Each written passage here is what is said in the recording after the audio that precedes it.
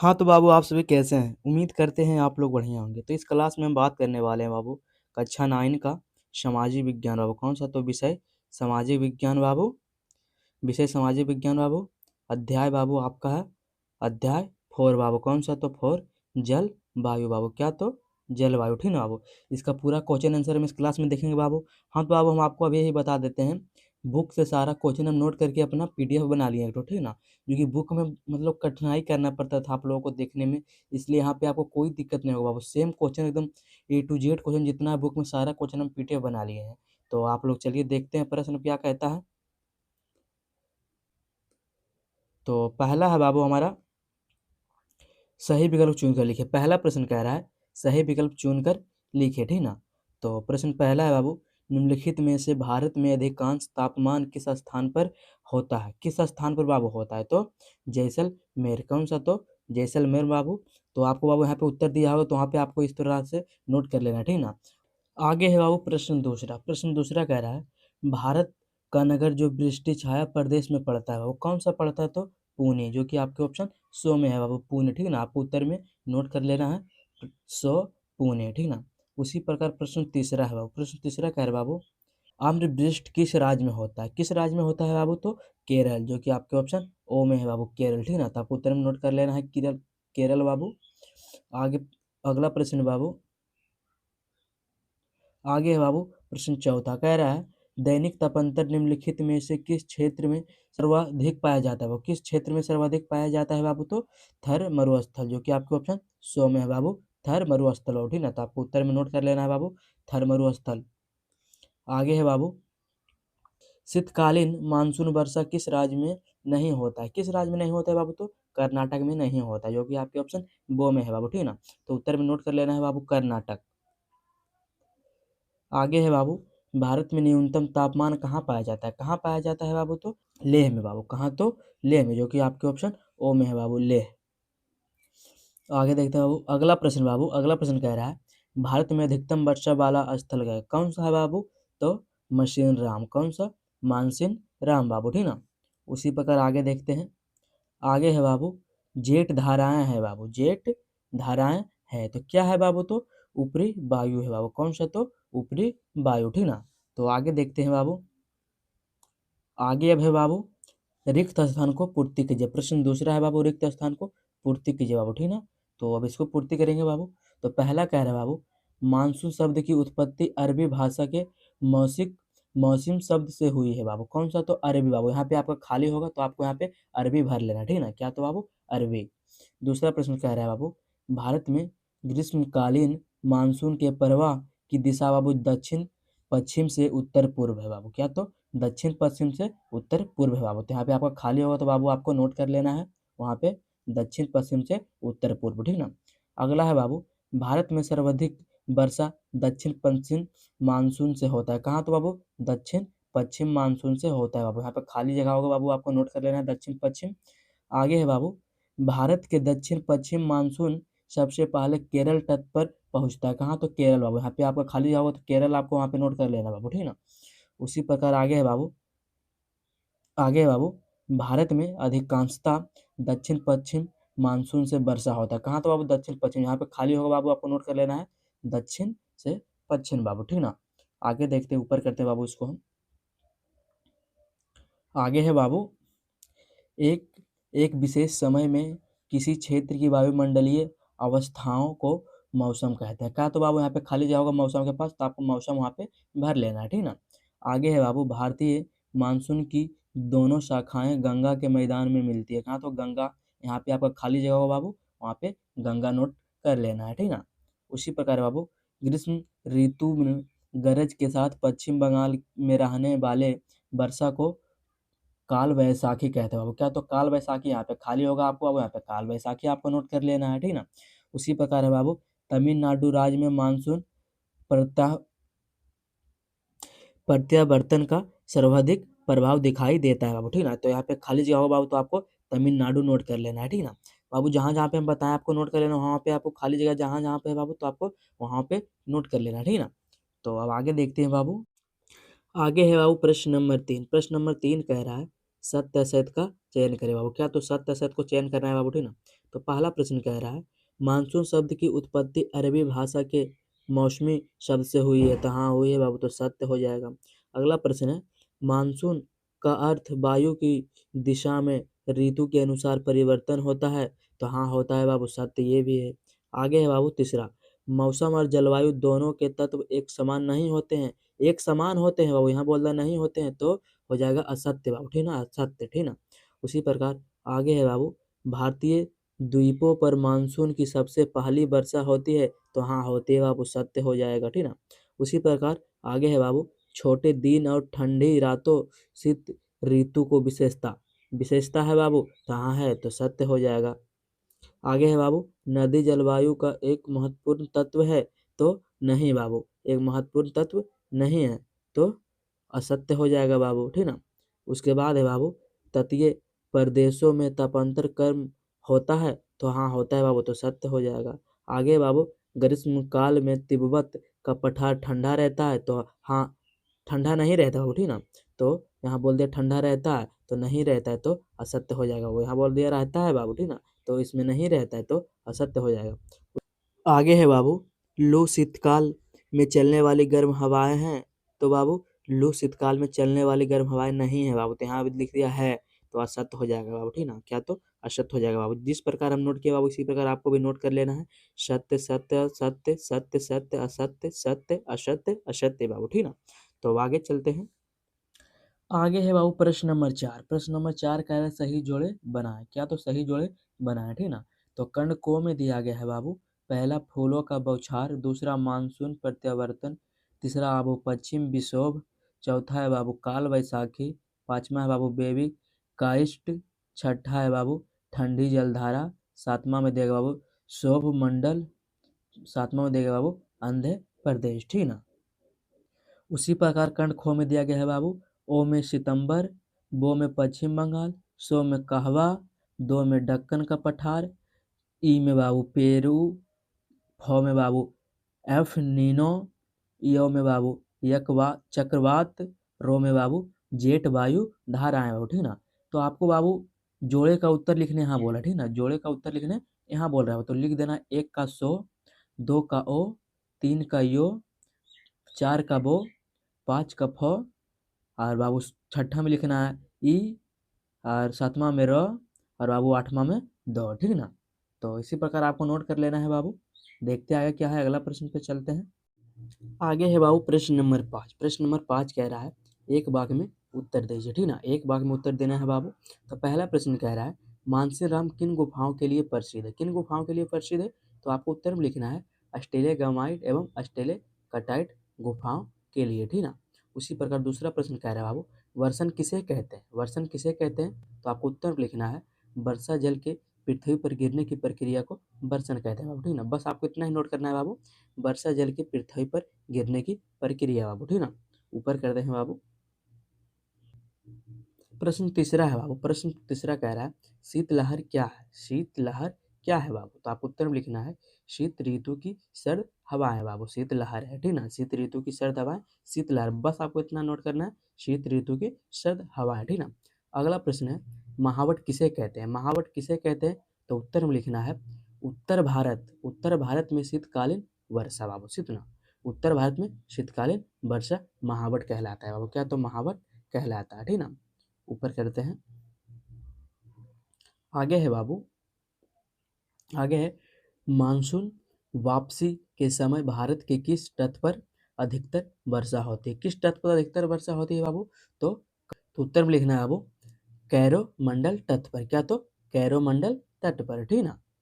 अगला प्रश्न कह रहा है मानसून विराम क्या है, मानसून विराम क्या है, तो उत्तर में लिखना है मानसूनी वर्षा एक समय के कुछ दिनों तक नहीं होती है बाबू, ठीक ना, यही मानसून विराम है बाबू, ठीक ना। मानसूनी वर्षा एक समय में कुछ दिनों तक नहीं होती है बाबू, ठीक ना, यही है मानसूनी विराम। अगला प्रश्न ऊपर कर लेते हैं पहले। अगला प्रश्न कह रहा है बाबू भारत में कौन कौन से जलवायु कटिबंध है, कौन कौन सा जलवायु कटिबंध है, तो उत्तर में लिखना है उष्ण व उपोष्ण कटिबंध बाबू, कौन सा, तो उष्ण व उपोष्ण कटिबंध, ठीक ना। अगला प्रश्न कह रहा है अरब सागरीय मानसून शाखा से वर्षा प्राप्त करने वाले राज्यों का नाम लिखे बाबू। बोल रहा है अरब सागरीय मानसून शाखा से वर्षा प्राप्त करने वाले राज्यों का नाम लिखने बोल रहा है, ठीक ना। तो उत्तर में लिखना है केरल, गुजरात, कर्नाटक, गोवा, महाराष्ट्र बाबू, ठीक ना। तो ऊपर करते हैं। अगला प्रश्न कह रहा है बाबू 200 सेमी से अधिक वर्षा वाले स्थानों का नाम लिखे बाबू, ठीक ना। तो आपको उत्तर में लिखना है पश्चिमी घाट, अरुणाचल प्रदेश व सिक्किम, ठीक ना। अगला प्रश्न उसी प्रकार अगला प्रश्न कह रहा है बाबू भारत की प्रमुख 4 ऋतुओं का नाम लिखे बाबू, ठीक ना। तो उत्तर में लिखना है शीत, ग्रीष्म, मानसून, आगमन व वापसी की ऋतु, ठीक ना बाबू। तो ऊपर करते हैं इसको। अगला प्रश्न कह रहा है बाबू मलबार तट पर किन पवनों से वर्षा होती है, किन पवनों से वर्षा होती है, तो मानसून पवनों से बाबू। उत्तर में लिख लेना है आपको मानसून पवनों से बाबू, ठीक ना। तो अब हमारा है बाबू अति लघु उत्तरीय प्रश्न, कौन सा, तो अति लघु उत्तरीय प्रश्न बाबू। इसका हम प्रश्न उत्तर देखेंगे। तो ऊपर करते हैं पहले। पहला प्रश्न कह रहा है बाबू भारत की जलवायु को प्रभावित करने वाले कारक कौन कौन से हैं, कौन कौन से हैं बाबू। तो उत्तर में लिखना है भारत की जलवायु को प्रभावित करने वाले कारक अक्षांश, वायु दाब एवं पवन, समुद्र से दूरी, महासागरीय धाराएं एवं उच्चावच लक्षण आदि हैं बाबू, ठीक ना। तो अब दूसरा प्रश्न देखेंगे बाबू, ऊपर करते हैं इसको। दूसरा प्रश्न कह रहा है बाबू भारत के किस भाग में दैनिक तापांतर अधिक होता है और क्यों बाबू, और क्यों। तो उत्तर में लिखना है बाबू थार थार के मरुस्थल में दैनिक तापांतर अधिक होता है क्योंकि रेत दोपहर में अत्यधिक गर्म एवं रात्रि में अत्यधिक ठंडी हो जाती है बाबू, ठीक ना। तो अब प्रश्न तीसरा देखते हैं बाबू क्या कह रहा है। प्रश्न तीसरा कह रहा है केरिओलिस केरिओलिस बल किसे कहते हैं बाबू। केरिओलिस वर्ष बल किसे कहते हैं बाबू। प्रश्न तीसरा कह रहा है बाबू केरिओलिस बल किसे कहते हैं, किसे कहते हैं। तो उत्तर में लिखना है पृथ्वी में घूर्णन के कारण उत्पन्न आभासी बल को केरिओलिस बल कहते हैं बाबू, ठीक ना। केरिओलिस बल कहते हैं। ऊपर थोड़ा करते हैं। आगे है प्रश्न 4। प्रश्न प्रश्न नंबर चौथा कह रहा है मौसम और जलवायु में क्या अंतर है, मौसम और जलवायु में क्या अंतर है।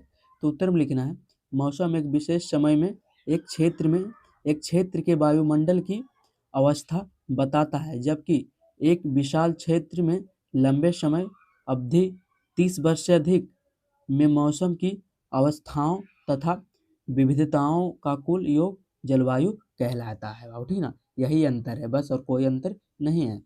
तो ऊपर करते हैं। आगे है वो प्रश्न नंबर 5। प्रश्न पाँचवा कह रहा है हिमालय का भारत की जलवायु पर क्या प्रभाव पड़ता है, संक्षेप में लिखे बाबू। क्या प्रभाव पड़ता है बाबू। तो आपको उत्तर में लिख देना है हिमालय मध्य एशिया से आने वाली ठंडी हवाओं को भारतीय उपमहाद्वीप में प्रवेश करने से रोकता है बाबू, ठीक ना। जिससे भारत में मध्य एशिया की तुलना में ठंड कम रहती है बाबू, ठीक ना। भारत में बाबू मध्य एशिया की तुलना से ठंड कम रहती है बाबू। तो अब देखेंगे बाबू प्रश्न नंबर छठा। प्रश्न नंबर छठा क्या कह रहा है। प्रश्न छठा कह रहा है बाबू आम्र वर्षा किसे कहा जाता है बाबू। आम्र वर्षा किसे कहा जाता है। तो उत्तर में लिखना है बाबू ग्रीष्म ऋतु के अंत में कर्नाटक एवं केरल में प्रायः पूर्व मानसूनी वर्षा होती है। इसके कारण आम जल्दी पक जाते हैं, इसे ही आम्र वर्षा कहते हैं बाबू, ठीक ना। तो अब अगला प्रश्न देखते हैं बाबू क्या कह रहा है। आगे है वो प्रश्न नंबर 7। प्रश्न नंबर 7 कह रहा है काल वैशाखी किसे कहा जाता है, किसे कहा जाता है। तो उत्तर में लिखना है ग्रीष्म ऋतु में तीव्र हवाओं के साथ गरज वाली मूसलाधार बारिश जिसके साथ प्रायः हिम वृष्टि भी होती है जिसको पश्चिम बंगाल में काल वैशाखी कहा जाता है बाबू, ठीक ना।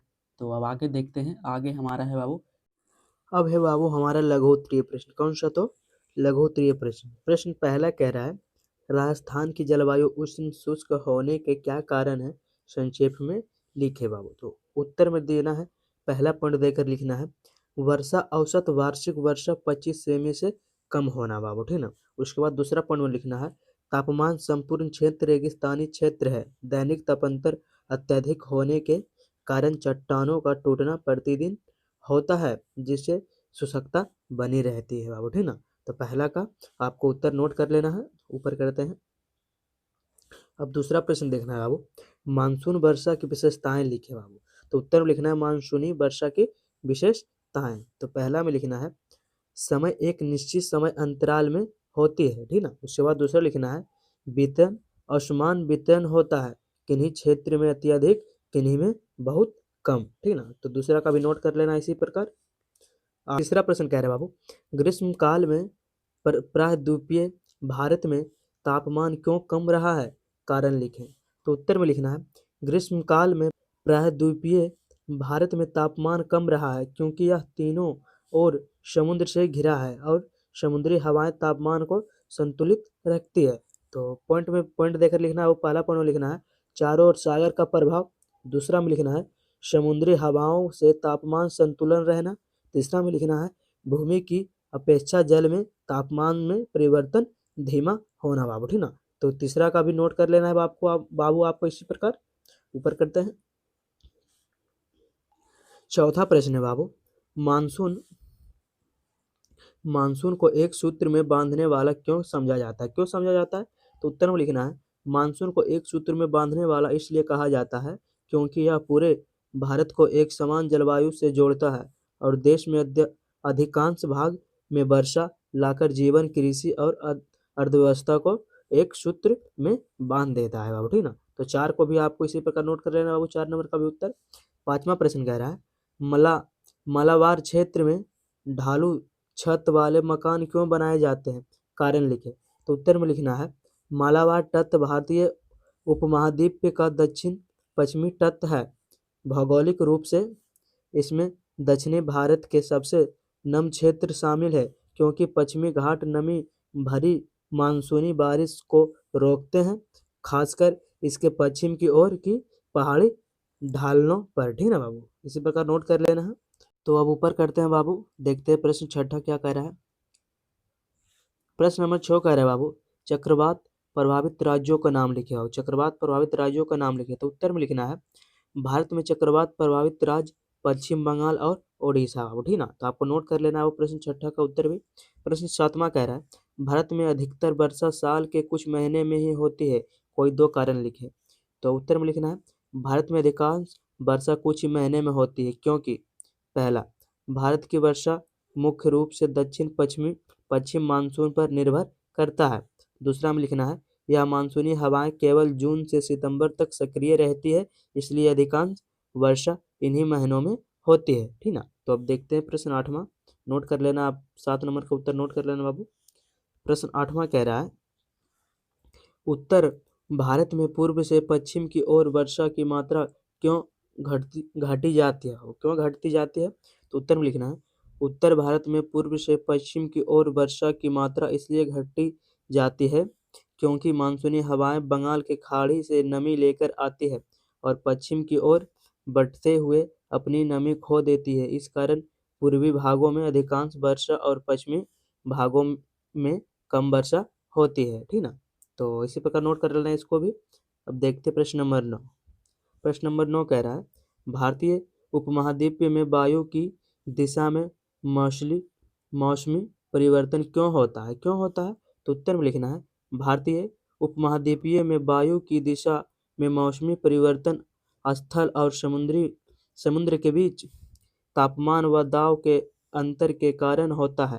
गर्मियों में स्थलभाग पर निम्न दाब तथा समुद्र पर उच्च दाब बनने से वायु समुद्र से स्थल की ओर चलती है, जबकि सर्दियों में इसके विपरीत स्थल से समुद्र की ओर वायु प्रभावित होती है, ठीक ना। तो 9 नंबर का भी उत्तर आपको नोट कर लेना है, प्रश्न 9 का भी उत्तर। तो प्रश्न 10 थोड़ा ऊपर कर लेते हैं। प्रश्न 10वां प्रश्न कह रहा है 10वां प्रश्न कह रहा है जुलाई में तिरुवनंतपुरम की अपेक्षा मुंबई में अधिक वर्षा क्यों होती है।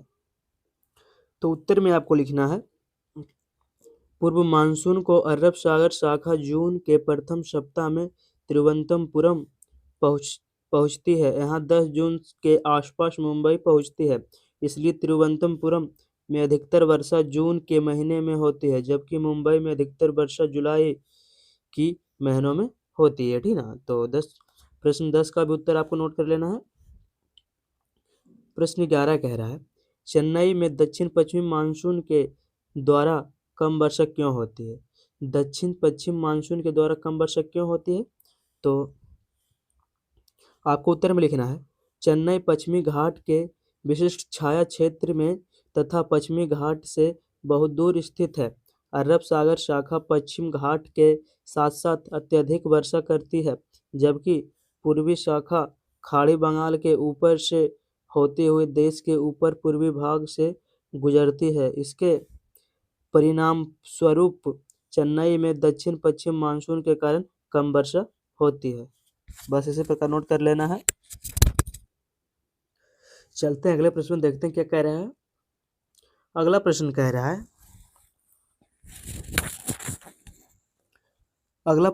है कोलकाता में जुलाई में जून से अधिक वर्षा क्यों होती है?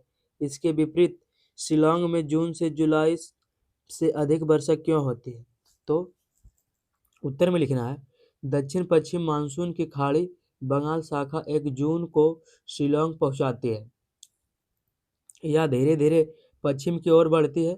इसके परिणाम स्वरूप जून की अपेक्षा जुलाई में इस क्षेत्र में वर्षा घटने वाली लगती है। ठीक ना बाबू? तो इसी प्रकार नोट कर लेना है। अब देखते हैं अगला प्रश्न, प्रश्न नंबर 13। प्रश्न नंबर 13 कह रहा है राजस्थान में घरों की दीवार मोटी तथा छत चपटी क्यों होती है? तो उत्तर में लिखना है राजस्थान में मौसम अत्यधिक गर्म होता है और वर्षा बहुत कम होती है। राजस्थान का कुछ हिस्सा रेगिस्तान से ढका हुआ है। घरों की मोटी दीवार लोगों के दिन में बाहर की अत्यधिक गर्मी और रात्रि के समय बाहर को अत्यधिक ठंड से बचाती है।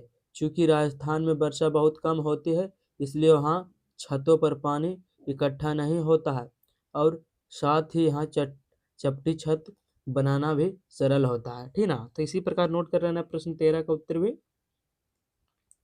अब प्रश्न 14 कह रहा है तराई क्षेत्र तथा गोवा एवं मैंगलोर में डाल वाली छतें क्यों होती है? डाल वाली छतें क्यों होती है बाबू?